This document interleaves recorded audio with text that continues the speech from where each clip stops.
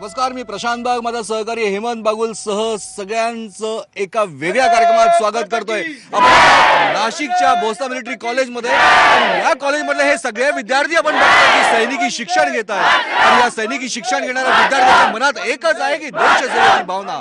पाकिस्तानने जो भ्याड हल्ला, दहशतवादी हल्ला केलाय, आणखी त्याच हल्ल्याचा निषेध हे प्रत्येक जण, प्रत्येक युवक, प्रत्येक विद्यार्थी आपल्या पद्धतीने करतोय. असेही काही आहेत सगळे. क्षितिज आपल्यावर आहेत की क्षितिजचे वडील याच हल्ल्यामधले जी गाडी उडवली गेली त्याच गाडीच्या मागे असलेल्या दुसऱ्या गाडीत तुझे वडील होते. काय परिस्थिती होती तुमची की ज्यावेळेस ही सगळी घटना तुमच्यापर्यंत पोहोचली? सर जब मुझे पता चला कि ऐसा कुछ हमला हुआ है पुलवामा में, तो सबसे पहले मैंने अपने घर पे कॉल किया, अपनी मम्मी से पूछा कि पूरी डिटेल में हुआ क्या है. तो मम्मी ने बोला कुछ नहीं, तेरे पापा बच गए करके. तो मम्मी ने बोला मुझे ज़्यादा टेंशन मत लो. बट मैंने तभी भी फिर से पापा को कॉल किया. 2-3 बार कॉल करने के बाद पापा ने कॉल उठाया. फिर उसके बाद मुझे पूरी डिटेल बताई. फिर जैसे कि उन्होंने मुझे बताया कि पीछे की जो गाड़ियाँ थी, पीछे की जो बाकी जो 3 गाड़ियाँ थी, तो डिवाइडर से जो जिप्सी आई, वो डिवाइडर से चढ़ के उन दोनों बसों के बीच में आके रुक गई. और उसके बाद अचानक से हमला ब्लास्ट हो गई गाड़ी. उस ब्लास्ट की वजह से सामने की और पीछे की गाड़ी तो बुरी तरह से ब्लास्ट हो चुकी थी. और उसमें जो लोग थे वो भी बहुत बुरी तरह से जल चुके थे, यानी गंभीर रूप से घायल है. और कुछ की तो अभी भी ऐसे हालत है, किसी की बॉडी नहीं मिली है, किसी की पहचान भी अभी नहीं हो पा रही है. तो सर मुझे इस बात से ऐसा लगता है कि अभी जो पाकिस्तान ने इतना ये घिनौना है जो कांड किया है, ये इसके लिए हमको उसे मुंह तोड़ जवाब देना चाहिए, या फिर हमको ऐसी कुछ कार्रवाई करनी चाहिए की जिससे पाकिस्तानला मुंहतोड जवाब दिला पाहिजे. आबा, काय सांगशील? म्हणजे की आता हे ज्या कारणाने तू खरं सैनिक शिक्षण घ्यायला इथे आली आहे, असं काय कारण आहे की तू सैनिक शिक्षण घेण्यासाठी आली? सैनिकी शिक्षण घेण्यामागचं एकच कारण आहे माझं. आज क्षितिजच्या वडिलांवर ही वेळ आली. उद्या काय आम्ही वाट बघायची की आमच्या वडिलांवर ही वेळ यावी? उद्या आम्ही वाट बघायची इतर लोक मरण्याची? सर्जिकल स्ट्राईक त्यांच्या कानापर्यंत पोहोचलेला नाही असं वाटतंय. आता मोठा हल्ला करून त्यांची कान उघडणी करणं गरजेचं झालंय. हो, पण तुझ्या घरातले सगळेच जण, बरेच जण मिलिटरीमध्ये आहेत असंही समजलं. ऍक्च्युली माझ्या घरातले आहेत बरेचसे जण मिलिटरीत, पण आता मला पण जायचं आहे की मी काय त्यांच्या गाड्या ब्लास्ट होण्याची मी वाट नाही बघू शकत. आता काय आम्ही प्रत्येक जण वाट बघायची की आता माझ्यावर वेळ येईल आणि आता मी हल्ला करेल. प्रत्येकाच्या भावना अत्यंत संतप्त आहे. काय सांगशील?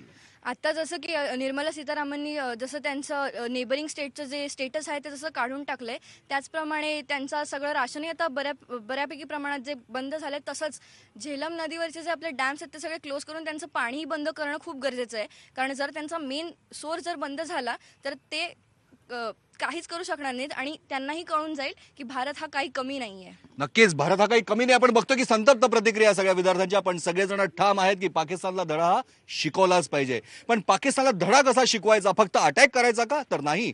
तर हे सगळे सैनिकी शिक्षण घेणारे विद्यार्थी हेही सांगतायत की त्या ठिकाणी या पाकिस्तानला धडा शिकवताना त्या तिथलं पाणी सुद्धा बंद केलं पाहिजे. अजूनही आपण सगळ्यांशी बोलणार आहोत. काय सांगशील? सर, माझं तो म्हणणं असं आहे की दूध मांगोगे तो खीर देंगे, कश्मीर मांगोगे चीर देंगे. चीर देंगे शब्द हे जहरी असतात, शब्द हे बोलके असतात आणि शब्द हे अस्त्र सुद्धा असतं. सर ये तो हमारी शराफत है कि हम लाइन ऑफ कंट्रोल क्रॉस नहीं करते, लेकिन जिस दिन भात माँ की जय बोल के अंदर घुस के साला खींच खींच के हम मारेंगे. खींच के मारेंगे हा जज्बा आहे. सगळ्यात महत्वाचा की समीर, ज्या पद्धतीने तुम्ही सगळे सैनिक शिक्षण घेता, आणखीन अशी घटना ज्यावेळेस घडते त्यावेळेस खऱ्या अर्थाने देश एकत्र होतो, आणखीन देशप्रेमाची भावना जागृत होते. पण तुम्ही तर दिवस रात्र सगळे याच्यातच असतात. काय म्हणतोस? ज्यावेळेस सर अशा काही घटना आम्हाला समजतात की असं झालंय, त्यावेळेस खरंच रक्त असं सळसळून उठतं की आपण त्या ठिकाणी का नाही आहे, किंवा आपल्याला तो काय म्हणतात, आपल्याला तो चान्स का नाही मिळाला की आपण त्या ठिकाणी आपल्या देशात संरक्षण करू. आणि एवढं आपल्याला देशाकडे असून सुद्धा ज्यावेळेस आपण त्यांना काहीच करू शकत नाही ना, या गोष्टीचं सगळ्यात जास्त वाईट वाटतं की देश इतक्या जणांचा जीव जातोपर्यंत शांत का उभा आहे. त्यावेळेस सगळ्यात जास्त वाईट वाटतं की सर्व असून सुद्धा आपण काहीच करू शकत नाही. एक्झॅक्टली, सगळं असून सुद्धा आपण काही करू शकत नाही असंही म्हटलं जातं. पण या भोसले मिलिटरी कॉलेजमध्ये देशाच्या कानाकोपऱ्यातनं विद्यार्थी आले. केरळमधनं तू आलायस. देश एकत्र आलाय आणि ज्या प्रकारे सगळा हा भ्याड हल्ला होतोय, काय भावना आहे तुझ्या? मला असं नाही वाटत की असं हल्ल्यानंतरच सगळे एकत्र राहायला पाहिजे. पहिल्यापासून सगळे एकत्र राहिले तर अशी हल्ला होणारच नाही, अशा घटना घडणारच नाही. आणि इंडिया अशी एक पीसफुल नेशन आहे हे कधीपासून चालतोय. पण असे ह्या घटनानंतर मला असं वाटत नाही की हे जे पीसफुल स्टेट किंवा पीसफुल नेशन हा जे दर्जा दिला इंडियाला ते राहणार. नक्कीच आपण अहिंसात्मक देश आहोत, आपण शांतता प्रिय देश आहोत, पण याचा अर्थ आपण भ्याड आहोत अशा प्रकारचा जर का कोणी समज करून घेत असेल तर तो चुकीचा आहे. विद्यार्थी आपल्या बोलण्यावर आपल्या विचारांवर ठाम आहे. काय म्हणतेस? मी गव्हर्नमेंटला एकच आव्हान करेल की आपल्या 42 जणांची जे कुर्बानी दिलेली ती वाया नाही गेली पाहिजे. लवकरात लवकर बदला घेतलाच पाहिजे. आपण बदला घेतला पाहिजे हे सगळ्यांच्या मनात नाही आहे. काय सांगशील थेट पंतप्रधान नरेंद्र मोदींना? नरेंद्र मोदींना एवढंच सांगेल की त्यांनी पाकिस्तानवाल्याने जे आपल्यासोबत केलेलं आहे ते चुकीचं केलेलं आहे. आम्ही दुप्पटीने त्यांच्यासोबत असं करणार आहे, ते पण सैन्यात भरती होऊन. लोकसभा निवडणूक तोंडावर आहे. सगळेच राजकीय पक्ष एकमेकांवर आरोपांची राळ उठवत आहे, पण सगळा देश, सगळे राजकीय पक्ष हा दहशतवादी भ्याड हल्ल्याचा निषेध करण्यासाठी सगळे एकत्र झाले. आणखी जगातल्या सगळ्याच प्रमुख देशांनी सुद्धा पाठिंबा दिला की अशा प्रकारे हल्ला अपेक्षितच नाहीये. प्रेरणा, काय सांगतेस? याच्याबद्दल माझं एकच म्हणणं आहे की ज्याप्रमाणे आपण उरी हल्ल्यासाठी सर्जिकल स्ट्राईक केलेला आहे, तो सर्जिकल स्ट्राईक आता यावेळी सुद्धा करून उपयोग नाहीये. तर सरळ पाकिस्तानचा जो लाहोर हा भाग आहे जिथून या सगळ्या ते आपल्यावर हल्ले करतायत, तिकडे आतंकवाद्यांची जी स्थळं आहेत ती नष्ट करायला पाहिजे आपल्याला सगळ्यात आधी.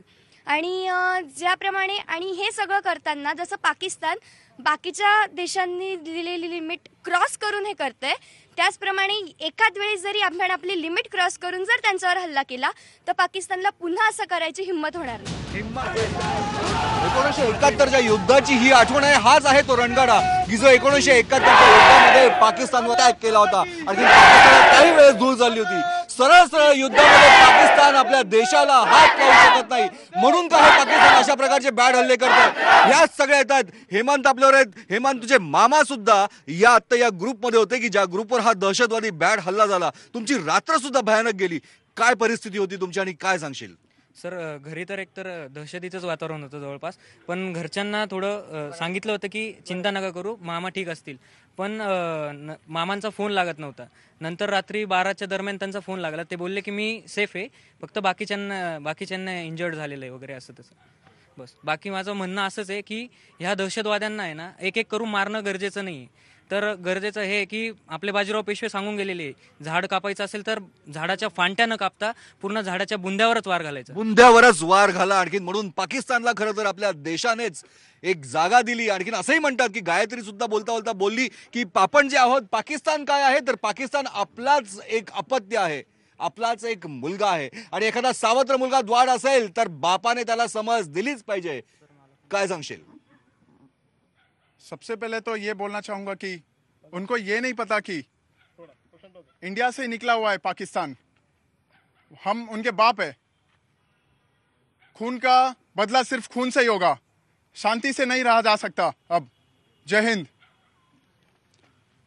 काल झालेल्या दहशतवादी हल्ल्यामध्ये जसं यामागेही दहशतवादी हल्ले झालेले, जसे IC-814 हे विमान हायजॅक केलेलं त्याचा मास्टर माइंड, आणि त्याच्यानंतरही पार्लिमेंट अटॅक, त्यानंतर पठाणकोट अटॅक, यामध्ये ज्या दहशतवादी याचा लष्कर तायबा याचा जसे सगळ्या दहशतवादी संघटना ज्या आहेत त्या सगळ्या एकत्र होतात, नावं बदलतात आणि अटॅक करतात. गायत्री, काय भावना आहे तुझ्या? सर, मी एक कविता बनवली होती त्याच्यावरती. ती कविताच फक्त म्हणेन.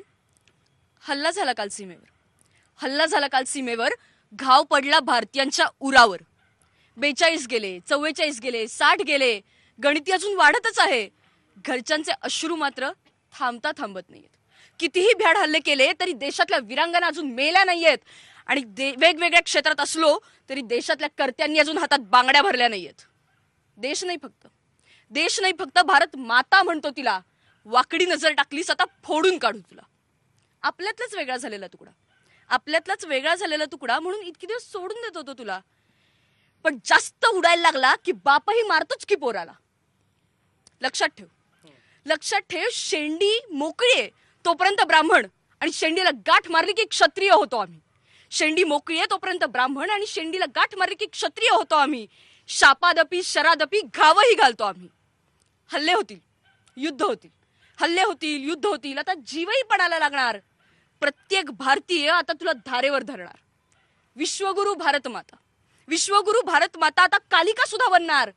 पाकरूपी महिषासुराचा आता वध होणार. म्हणूनच आम्हीही सैन्यात जाणार. उरीसारखा बदला नाही घ्यायचा आता फक्त, उरीसारखा बदला नाही घ्यायचा आता फक्त. आता तुला नष्ट केल्याशिवाय गप्प नाही बसणार, आता तुला नष्ट केल्याशिवाय गप्प नाही बसणार. अत्यंत बोलके शब्द आहे, गप्प बसणार नाही ही गप्प. आणि अशाच या सगळ्या रणरागिणी आहेत या सगळ्या ठिकाणी आलेल्या आहेत की नाही आम्ही या कॉलेजमध्ये शिकतोय ते फक्त आवड आणि हौस म्हणून नाही, तर या देशाचा बदला किंवा देशाकडे वाकड्या नजरेने जर कोणी बघत असेल तर त्याला आम्ही धडा शिकवणारच. आणि हे स्पिरिट आहे या सगळ्यांचं. आणि आपल्या देशामधले देशाच्या कानाकोपऱ्यात आलेले हे सगळे विद्यार्थी आज सगळे एकाच विचाराने भारलेले, एकाच विचाराने प्रेरित झालेले आणि सगळ्यांच्या मनात एकच आहे की येस धडा हा शिकवलाच पाहिजे. अरे ठेचा पाकिस्तानला, सरकारने जे करणं आवश्यक आहे ते करा, पण ठेचा पाकिस्तानला एकच आवाज आहे या सगळ्यांचा. अरे आता तरी ठेचा पाकिस्तानला हीच भावना आहे मिलिटरी एज्युकेशन स्कूल मधल्या कॉलेज विद्यार्थ्यांची. सगळेजण एका विचाराने भारलेले, प्रेरित झालेले. काय म्हणायचं आहे तुला पंतप्रधान नरेंद्र मोदी यांना? मला पंतप्रधानांना हेच आवाहन करायचंय की मोदीजी आता इंडियन आर्मीला आझादी द्या, जेणेकरून अशा हल्ल्यांचा आम्ही तिथल्या तिथे बदला घेऊ शकू, तिथल्या तिथे त्यांना प्रत्युत्तर देऊ शकू. प्रत्युत्तर देण्याची मागणी करताय, आणखीन सरकार प्रत्युत्तर देऊ शकतं यावर ठाम विश्वास आहे आपल्या देशातल्या या सगळ्यांच्या. ही सगळी ती नवीन पिढी आहे की जी सगळी पिढी सीमेवर लढण्यासाठी तयार आहे. काय सांगशील? मला असंच बोलायचं आहे की जम्मू काश्मीरने इंडियासोबत मर्जर ॲग्रीमेंट साईन करावी, जेणेकरून इंडियाचे जे सैनिक आहेत ते डायरेक्ट पाकिस्तानशी जाऊन लढतील आणि तिथे मुंहतोड जबाब देतील. एक अत्यंत वेगळा उद्बोधक आणखीन चांगला विचार. दहशतवादी हल्ले तर थांबणार नाही, पण सरकारने या दहशतवादी संघटनांविरुद्ध एक ठोस पाऊल उचलायला हवं आणि संपूर्ण भारतीय जनतेने त्याला पाठिंबा द्यायला हवा. ज्याप्रमाणे 1965 आणि 71च्या युद्धामध्ये NCC cadet second line of defence होते, आता गरज पडली तरी आम्ही मागे हटणार नाही. जय हिंद. मागे हटणार नाहीच आणि हटायचंही नाहीये. जैसा कि सभी लोगों ने कहा कि हमें उनके घर में घुस के मारना चाहिए, पर मेरा कहना है कि जैसे लोकल कश्मीरी उन्हें टेररिज्म को सपोर्ट करते हैं, पहले हमें उनके सपोर्ट को कट ऑफ करना चाहिए. और जो सेपरेटिस्ट ग्रुप है, अलगाववादी जो नेता है, उनकी फंडिंग को भी रोकना चाहिए. गवर्नमेंट ऑफ इंडिया ने सख्त से सख्त उनके खिलाफ कदम उठाने चाहिए. सरकारने त्यांच्या विरुद्ध पाऊल उचललंच पाहिजे. आणि ज्या पद्धतीने या सगळ्या मुलांचा जोश दिसतोय, हा सगळा देश एकत्र आलाय. हे सगळं फक्त एका भोसला मिलिटरी एज्युकेशन स्कूलचे नाहीये, आपल्या देशाच्या कानाकोपऱ्यातनं आलेले हे विद्यार्थी. आणि या सगळ्या विद्यार्थ्यांच्या बोलण्यातनं सुद्धा जो अंगार फुलतोय, तो अंगार आणि ती धग जी आहे ती धग पोहोचते थेटपर्यंत. अरे ठेचा पाकिस्तानला, अब नसीहत नहीं चाहिए, अब चाहिए हिसाब. अब हिसाब करने का वक्त आ गया है. हाच आहे विचार या सगळ्यांचा. भोसला मिलिटरी एज्युकेशन स्कूल जी आहे नाशिकची, तिथले हे सगळे विद्यार्थी आणि तिथल्या या सगळ्यांचा विचार न्यूज 18 लोकमतच्या माध्यमातून हा सगळा विचार आपल्यापर्यंत पोहोचवण्याचा हाच आहे आमचा प्रामाणिक प्रयत्न की सरकारने जागं व्हावं आणि आता हिशोब करू नका, आता हिशोब करूनच टाका. हीच आहे मागणी या देशातल्या युवकांची.